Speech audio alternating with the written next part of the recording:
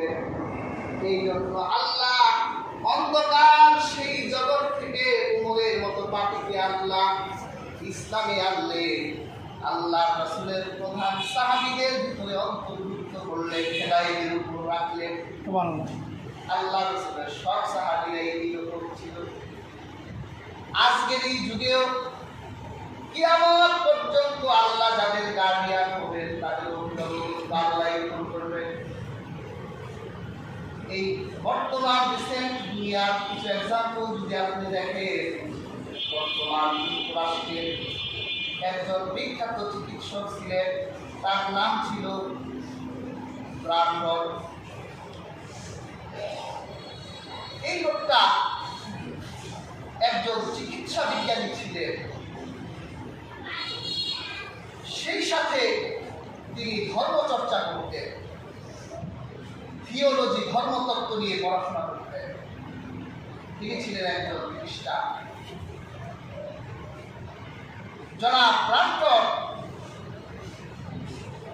উনি ওনার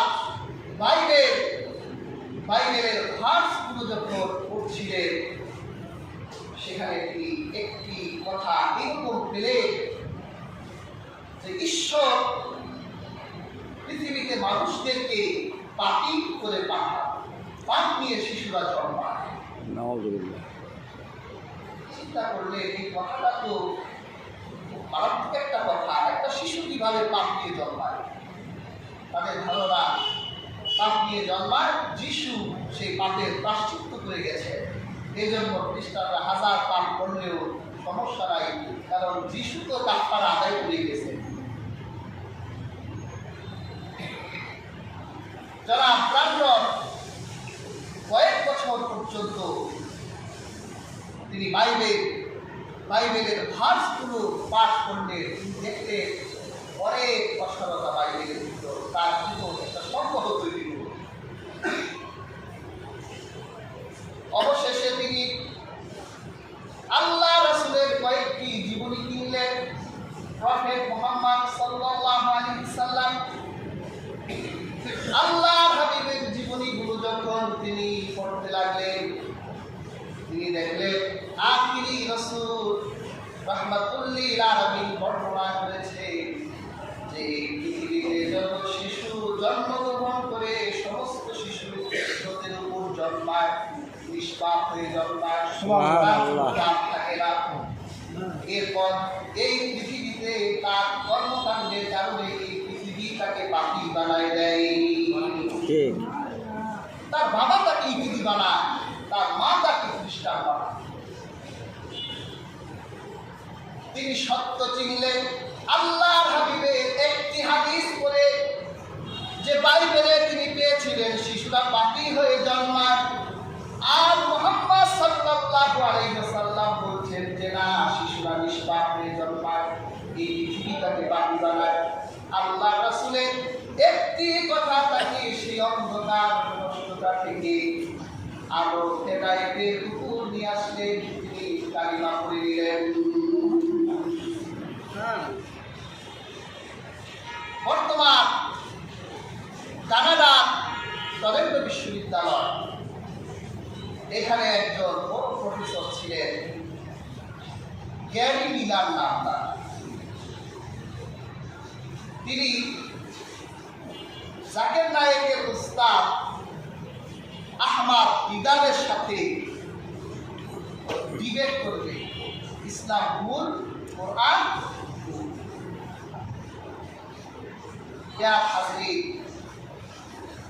তিনি ব্যাপক পড়াশোনা করতে লাগলেন। দেখেন না, জাকির নায়েককে তুলনামূলক ধর্মপক্ষে পৃথিবীতে তার সমান কেউ একজন নাই। তার শিক্ষকটা কেমন ছিল? আহমদ দিদার।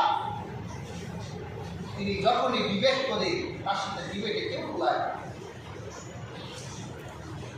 প্রফেসর গ্যারি মিলার, তিনি ছিলেন একজন ম্যাথমেটিক্স প্রফেসর এবং তিনি ছিলেন একজন ফিলোসফার।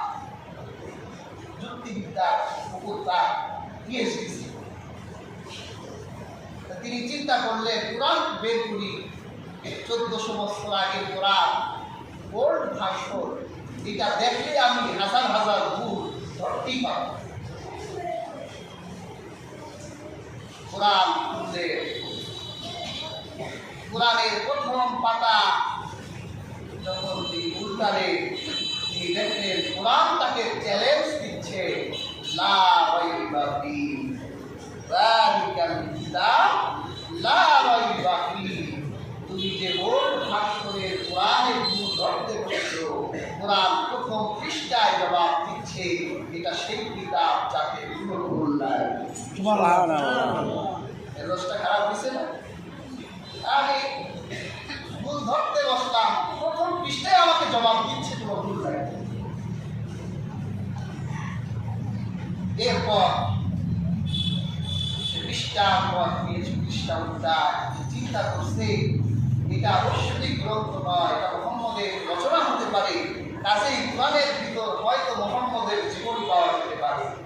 কিন্তু কোরআনের পৃষ্ঠা উল্টায় দেখে কোরআনের ভিতর মুহাম্মদ রাসূলুল্লাহ জীবনী নেয়। আমরা যাকে ভালোবাসি তার জীবনী লিখি না। প্রিয় হাজিরিন, তার নবীর নাম ছিল ঈসা। তিনি দেখলেন কোরআনের মুহাম্মদুর রাসূলুল্লাহর নাম শুধু 4 জায়গায়, আর কোরআনের ভিতরে ঈসা নবীর নাম আল্লাহ 25 জায়গায় রেখে দিয়েছে। ধর্মজাত তার নাম মাত্র 4 বার। যে ভুল ধরতে বসেছে তার নবীর নাম আল্লাহ কোরআনে 25 বার লিখে রেখেছে। ভালো লাগা তৈরি হলো। আমার নবীর নাম কোরআনে আল্লাহ পাক 25 জায়গায় দিলেন। বাইবেলের ভিতরে আমার নবীর যেই প্রশংসা করা হয়েছে, আমি তো দেখি কোরআনের ভিতরে তার চেয়ে বেশি প্রশংসা করা হয়েছে। আবার যখন সে চিন্তা করলো মুহাম্মদের জীবনী যদি এখানে নাই লেখা থাকে, তাহলে মুহাম্মদ নবীর একটা মেয়ে আছে ফাতেমা, হয়তো কোরআনের ভিতরে ফাতেমার নামে শত শত ভাস পাওয়া যাবে। কিন্তু দেখি ফাতেমার নামে কোরআনে কোনো সূরা নাযিল হয়েছে নাকি? নবীর স্ত্রীর নাম খাদিজা, তো দেখি খাদিজার নামে কোনো সূরা আছে নাকি? তাহলে বুঝবো যে এই কোরআন কণ্ঠ দিয়েছে মুহাম্মদের বোন আর মেয়ের নামে কোরআন। সে ভাসগুলি উল্টাতে গিয়ে দেখলো তার নবীর মা মারিয়ামের নাম আল্লাহ 34 বার কোরআনে দিয়েছে। সুবহানাল্লাহ। অথচ কোরআনে ফাতেমার নাম একবারও নাই, খাদিজার নাম একবারও নাই। তিনি দেখলেন বাইবেলে মারিয়ামের কথা যত সুন্দর করে বলা হয় নাই, কোরআনে তার চেয়েও সুন্দর করে মারিয়ামের কথা বলা হয়েছে।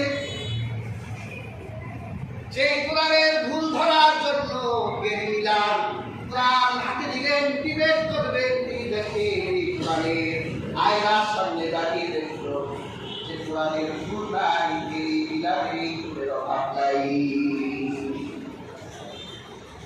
এক মুহূর্ত দেরি করলেন না, কিসের আহমাদ বিদারের সাথে দিবে, ওই রাতের ভিতরেই তিনি আল্লাহ কোরআনকে বিশ্বাস করলেন, কারণ কোরআন হলো হেদায়েতের গ্রন্থ।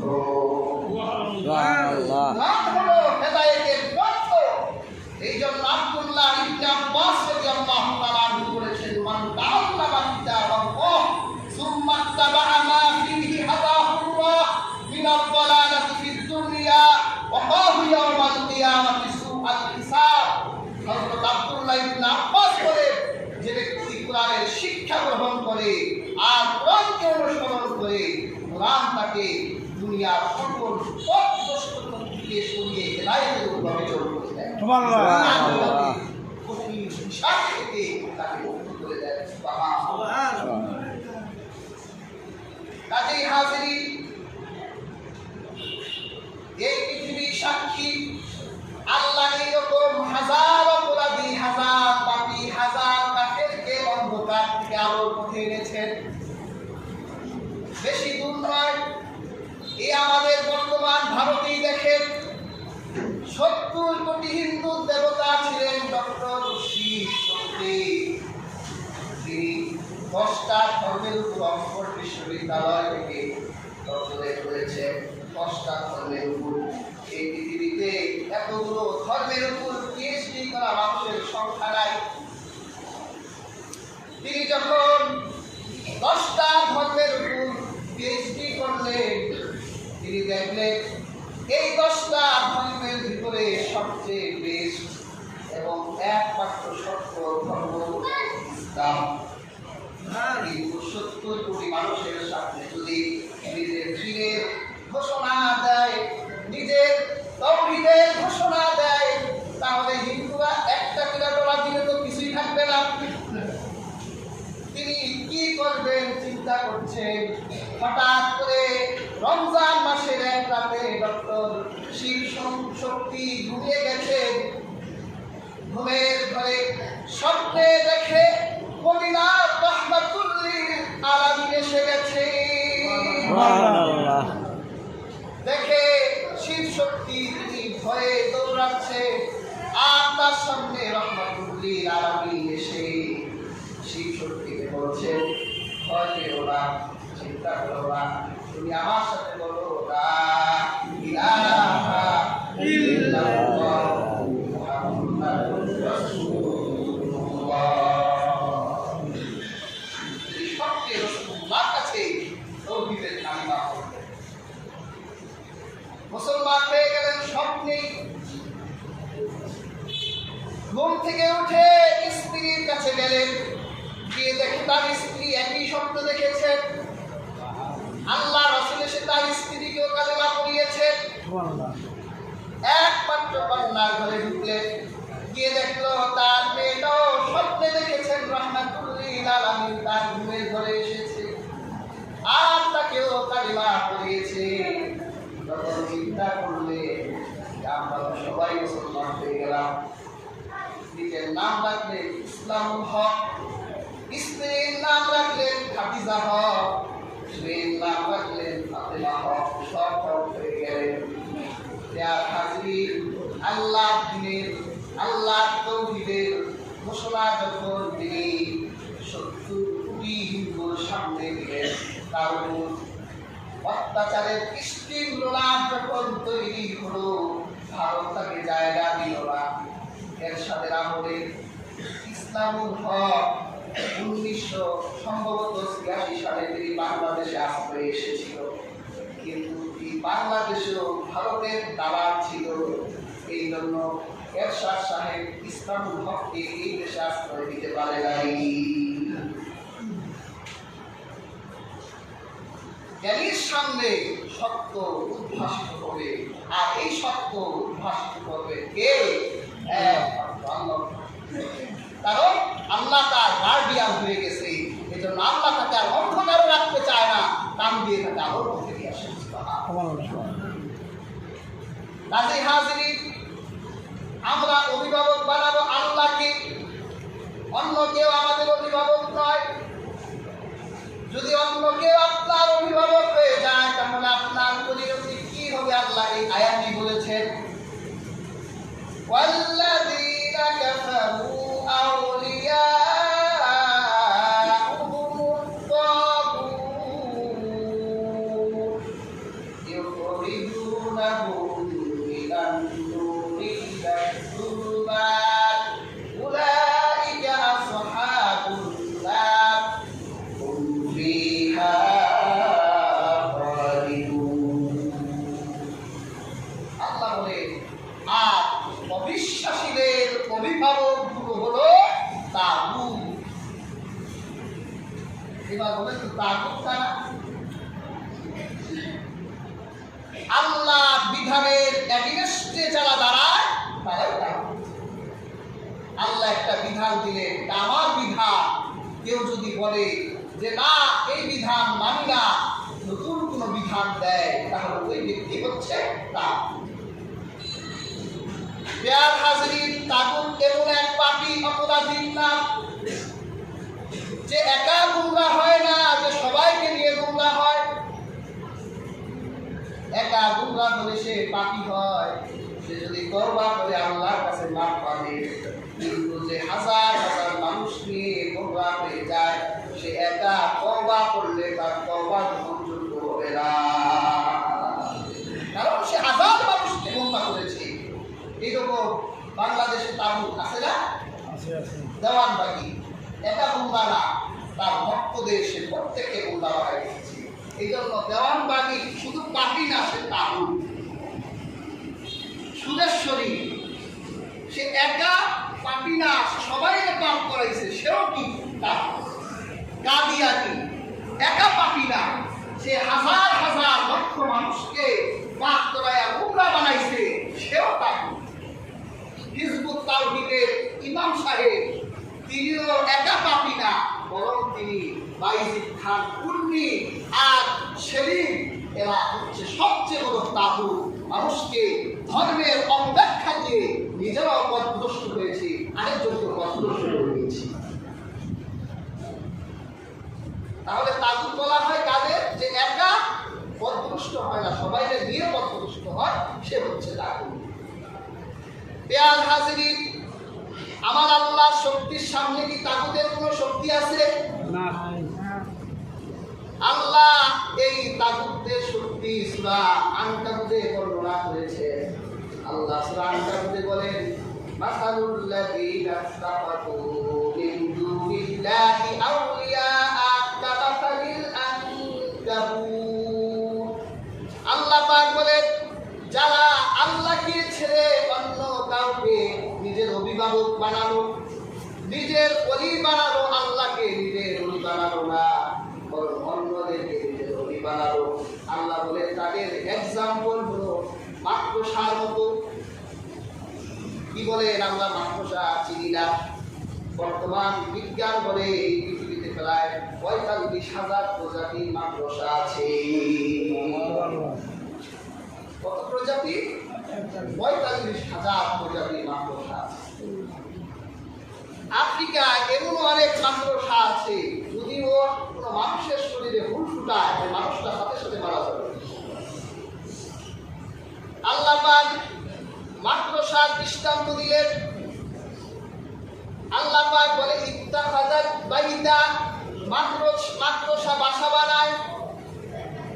ওয়া ইন্না আওহানাল বুয়ুতি লাবাইতুল আনকাবুত ওয়ালাউ কানু ইয়ালামুন। আল্লাহ পাক বলে, এই পৃথিবীর যত ঘর আছে সব ঘরের ভিতরে মাকড়সার ঘর হলো সবচেয়ে দুর্বল। কি বলে? মাকড়সার ঘর কিন্তু দুর্বল। কিন্তু বিজ্ঞান বলে মাকড়সার যে স্প্রাম আছে, এই স্প্রাম দিয়ে তারা যে সিল্ক বের করে, যে সুতাগুলো বের করে, এই সুতাগুলো তামার চাইতেও শক্তিশালী, কিন্তু তাদের ঘরগুলো দুর্বল হয়, কারণ তারা খুব তাড়াহুড়া করে এই ঘরগুলো বানায়।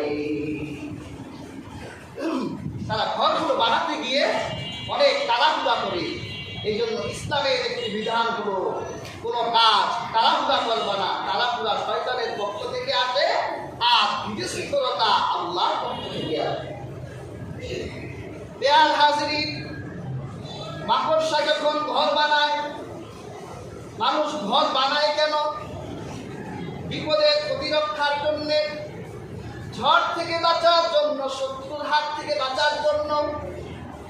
কিন্তু দেখবেন মাকড়সা এত বিজ্ঞান দিয়ে, এত রসায়ন বিদ্যা দিয়ে তার এই ঘরটা বানায়, অথচ তার এই ঘরটা বেশি গরম পড়লে তার এই ঘরটা ভেঙে যায়, বেশি শীত পড়ে গেলে তার ঘরটা ভেঙে যায়, সাধারণ বাতাস এলে তার ঘর থাকে না, তার ঘরটা যেমন ভেঙে যায়, যেমন তার ঘর থেকে সে কোনো উপকার পায় না।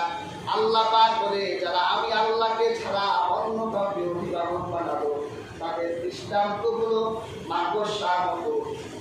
মাকড়সা যেমন তার ঘর থেকে কোনো উপকার পায় না, কিয়ামতের দিন তাদের অভিভাবক থেকেও ওই বোকারা কোনো উপকার পাবে না। মনে করে যাদের কাছে আসি, যাদের এত কষ্ট করে জান্নাতে কে যায়, ওনার হাতে যায়, ওনার ছায়ায় থাকি, উনি সাফায়াত করে রেস্টে দিয়ে যাবে। আল্লাহ কিয়ামতের দিন বলে, বেটা তোর অমুক লোককে যখন আমি উঠাবো, তলে উঠাবো, দেখবি মাকড়সার বাসার চেয়েও তোর অমুক ব্যক্তি খুব বলতে হবে।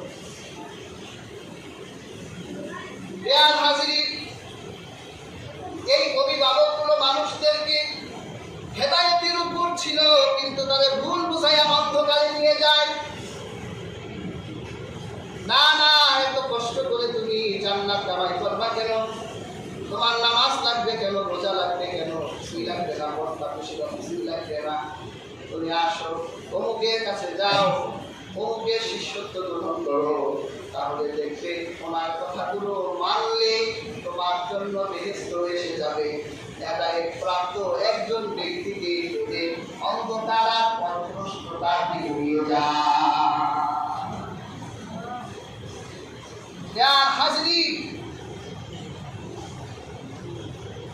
আল্লাহ আমাদেরকে হেফাজত করুক, যাতে আল্লাহ হেদায়েতের উপর আমাদেরকে রাখে।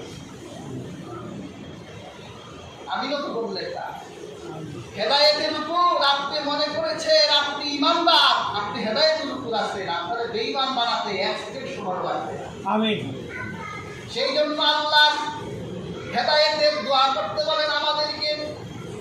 এই জন্য আমরা নামাজে দাঁড়িয়ে গেলে আমরা বলি ইহদিনাস সিরাতাল মুস্তাকিম। আল্লাহু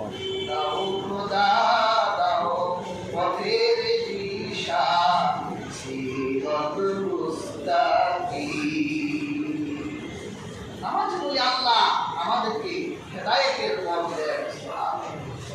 আমরা দোয়া করি রব্বানা লা তুযিগ কুলুবানা বা'দা ইয হাদাইতানা ওয়া হাব লানা মিন লাদুনকা রাহমাহ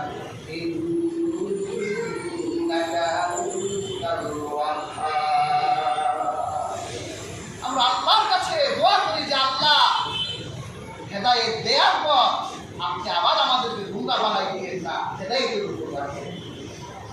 কাজী হাজরিন, হেদায়েতের উপর থাকতেই হবে না, হেদায়েতের উপর থাকার জন্য দোয়া করতে হবে। দেখেন আল্লাহ সূরা ফাতিহায় ইহদিনা শব্দটা দিয়েছেন, আলেমরা বুঝবেন। আল্লাহ তো আরশিদ নাও দিতে পারতেন, আরশিদ নাও তো আমাদেরকে পথ দেখান, কিন্তু আল্লাহ ইহদিনা এই জন্য দিলেন। এই হেদায়েতটা হলো পানির মতো, যদি আপনি একবার পানি খান তাহলে আবার 2 ঘন্টা পর আপনার পিপাসা লাগতে পারে। আপনি কি এই কথা বলেন না আজকে তো পানি খাইছি, 1 সপ্তাহ খাবো না, পানি তো খাইছি, হবে? হবে না। পানি খেয়েছেন, আবার তৃষ্ণা পেলে আবার পানি খাবেন। অর্থাৎ আপনি হেদায়েতের উপর আছেন, আপনি নামাজ পড়ে বাইরে গিয়ে গোমরাহ হয়ে যেতে পারে। এই জন্য ফজরে ইহদিনার পর আবার জোহরে ইহদিনা বলবেন, আবার জোহরের ইহদিনার পর আবার আসরে ইহদিনা বলবেন, আসরের ইহদিনার পর মাগরিবে বলবেন, এশায় বলবেন। এভাবে ইহদিনার উপর থাকতেই হবে, হেদায়েতের দোয়া করতেই থাকবে। এই জন্য আল্লাহর কাছে আমাদের হেদায়েতের দোয়া বারবার করতে হবে, আল্লাহ যাতে আমাদেরকে হেদায়েতের উপর রাখে। অনেকে এবার আমার কথায় কষ্ট পেতে পারে যে হুজুর হালকা একটু ওলি আল্লাহর বিরুদ্ধে হয়তো বললেন। না রে বাবা, আমি ওলি আল্লাহ বিরোধী মানুষ না, আমি ওলি আল্লাহ পক্ষের মানুষ। তবে ওলি আল্লাহদেরকে নিয়ে যারা বাড়াবাড়ি করে অতিরঞ্জিত করে আমি তাদেরও বিরোধী, আর ওলি আল্লাহ নিয়ে যারা যাদের চুলকানি আছে আমি তাদেরও বিরোধী। দেখেন না, এক নর্সের ডাক্তার সাহেব বলে খাজা বলল, তো হোয়াট ইজ দ্য খাজা? আরে খাজাই তো রাজা, খাজা ইজ দ্য রাজা। এই উপমহাদেশে খাজা মাইনুদ্দিন চিশতি রাহমাতুল্লাহ আলাইহি প্রায় ৯৯ লক্ষ মানুষকে মুসলমান করেছে। সুবহানাল্লাহ। আব্দুল কাদের জিলানী রাহমাতুল্লাহি আলাইহির কাছে তিনি ৫৭ দিন থেকেছে। আব্দুল কাদের জিলানী বলেছে, যখন খাজা সাহেবকে হিন্দুস্তানে পাঠা, তখন তিনি বলেছিলেন যে আমার বাগদাদে কুতুব হলে শিহাব সহরওয়ার্দী, আর হিন্দুস্তানের কুতুব হলে খাজা মাইনুদ্দিন চিশতি রাহমাতুল্লাহি আলাইহি। সুবহানাল্লাহ। তিনি যেমন উচ্চ তবকার আলেম ছিলেন, তেমন তিনি ছিলেন একজন দাঈ ইলাল্লাহ। আল্লাহর দ্বীনের জন্য তিনি গোটা জীবনটাকে তিনি ভারতের মাটিতে উৎসর্গ করেছেন। তিনি যদি এই মাটিতে ইসলাম প্রচার না করত, তাহলে তোমার মতো হাকিমুল নফসের জন্ম এই উপমহাদেশে হতো না। তবে হাজির, আমরা ভণ্ড তাদেরকে বলি যারা খাজান নামে গাঁজার বাজার বসায়, আমরা তাদেরকে ভণ্ড বলি। খাজান নামে যারা গাঁজা খায় আমরা তাদেরকে ভণ্ড বলি। খাজার নামে যারা নর্তকী নাচায় আমরা তাদেরকে ভণ্ড বলি। যারা খাজাকে বিক্রি করে খায় আমরা তাদেরকে ভণ্ড বলি। কিন্তু খাজা গরিব দেওয়াজ মাইনুদ্দিন চিশতি রাহমাতুল্লাহ আলাইহি হচ্ছে এই উপমহাদেশের আধ্যাত্মিক ধর্মগুরু। আমরা ওই আল্লাহদের বিরোধিতা করি না। আমাদের এই উপমহাদেশে ইসলাম এনেছেনই তো এই সমস্ত বলি আল্লাহরা। সিলেটের জমিনে জুড়িয়ে আছে শাহজালাল ইয়ামিনী রহমাতুল্লাহ আলাইহি। ইয়ার হাজরিন, শাহজালাল ইয়ামিনী রহমাতুল্লাহ আলাইহি তিনি তরবারিও এনেছেন, আবার তিনি রাসূলুল্লাহ নমনীয়তা মহানুভবতার শিক্ষাও তিনি এনেছেন। ইয়ার হাজরিন, আজকে সেই শাহজালাল ইয়ামিনী রহমাতুল্লাহ দরবারেও কি ভণ্ডামি হয় না? হচ্ছে। আমরা সেই ভণ্ডদের বিরুদ্ধে করি, কিন্তু শাহজালাল ইয়ামিনী হচ্ছে আমার বাংলার হৃদয়, আমার বাংলার কলিজা। তার বিরুদ্ধে কেউ কথা বললে আমাদের মস্তিষ্ক ঠিক থাকে না। আমাদের মুন্সিগঞ্জের বল্লাল শেখ অত্যাচার যখন করছিলেন তখন সৌদি আরব থেকে বাবা আবুল শহীদ নিয়ে এসেছিলেন। তিনি তার বিরুদ্ধে যুদ্ধ করে শহীদ হয়েছে। সেই বাবা আবুল শহীদের বিরুদ্ধে কেউ বললে আমাদের কষ্ট লাগে, কারণ এদেশের প্রত্যেক মাটিতে আপনি বিশ্বাস নিলে ওই আউলিয়ার গান পাবে। আমরা তাদের বিরোধী না, কিন্তু তাদেরকে নিয়ে যারা ভণ্ডামি করে আমি ভণ্ডদের কাজে হাজরিন, আল্লাহর কোরআনের আজকের এই আলোচিত আয়াত থেকে আমরা দুই ধরনের বলি পেলাম। বিশ্বাসীদের বলি হচ্ছেন স্বয়ং আল্লাহ। আল্লাহ যার বলি হয়ে যায় তার কোনো টেনশন নাই, কোনো হেজিটেশন নাই। আল্লাহ তাকে এই পৃথিবীর বুকে একটা পাখিকে আল্লাহ যেভাবে প্রতিপালন করে আল্লাহ তার বলিদেরকে সেভাবে প্রতিপালন করে। আরেক ধরনের বলি হচ্ছে কাফেরদের বলি। এই কাফেরদের সবচেয়ে বড় বলির নাম হচ্ছে শয়তান। আর শয়তানের সেলাসা মুন্ডা, এই জন্য আল্লাহ আলোচিত আয়াতে আউলিয়া উহু আল্লাহ বহু বচন ব্যবহার করেছে যে তাদেরকে পথভ্রষ্ট করা বলির অভাব নাই। তুমি দেখবে তারা আকাশের সূর্যকে তাদের বলি বানিয়েছে। সূর্য পূজারী দেখবে, তুমি দেখবে চন্দ্র পূজারী, তুমি দেখবে বৃক্ষ পূজারী। কিয়ামতের দিন যখন আল্লাহ সুবহানাহু ওয়া তাআলা বলবে তোমরা পৃথিবীতে যে যার দাসত্ব করতে তোমরা তার সাথে যাও, তখন দেখবে তারা যেই সূর্যের পূজা করত সেই সূর্য বলবে আরে তুমি যে আমাকে বলি মেনেছো, আরে আবার বলি তো আল্লাহ। চাঁদ বলবে তুমি যে আমাকে বলি মানতা, আরে বোকা আমার বলি তো আল্লাহ।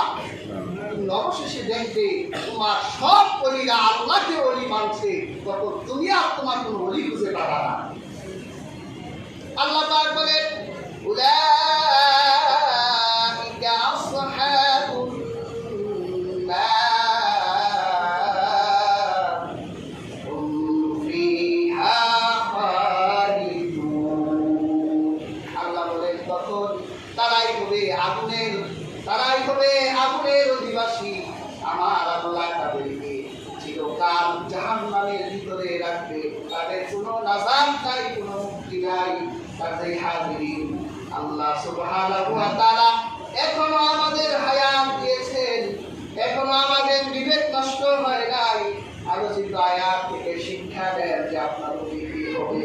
আপনি যদি আপনার আল্লাহকে ওলি বানান আর আল্লাহর পথে যারা চলেছে সেই সকল ওলি আউলিয়াদের পথ ধরে আপনি চলেন, তাহলে অবশ্যই আপনি হেদায়েতের উপর থাকবেন। আর যদি আল্লাহ আর আল্লাহ মনোনীত ওলিদেরকে আপনি এমন করে অন্য কাউকে আপনার ওলি বানান, তাহলে আপনার জন্য দুনিয়াও ধ্বংসে আর আপনার জন্য আখিরাতও ধ্বংসে। কাজে হাসিব আমরা আজকে সূরাতুল বাকারা এই আয়াত থেকে আমরা আমাদের ওলি হিসেবে একমাত্র কাকে মানব? আল্লাহ। আর আল্লাহর পথে যে ওলিরা চলেছে আমরা তাদেরকে মানব। কারণ আল্লাহ কোরআনে তাদেরকে মানার কথা বলেছে। আল্লাহ পাক বলেছেন, আপনি নামাজে যখন দাঁড়ান তখন বলেন ইহদিনাস সিরাতাল মুস্তাকিম সিরাতাল্লাযীনা আন'আমতা আলাইহিম। আল্লাহ শুধু আপনি তাদের পথে চালান যাদেরকে আপনি নিয়ামত প্রাপ্ত করেছেন। তার মানে আপনার পথে যে ওলি আউলিয়াগণ সাহাবায়ে কিরামগণ যারা আপনার পথে আপনার যে সকল বান্দারা চলেছে আমাদেরকেও তাদের পথে পরিচালিত করুন। আমরা তাদের পথে পরিচালিত হতে চাই, হিদায়াতের উপর থাকতে চাই। আল্লাহ সুবহানাহু ওয়া তাআলা সেই তৌফিক আমাদের দান করুন।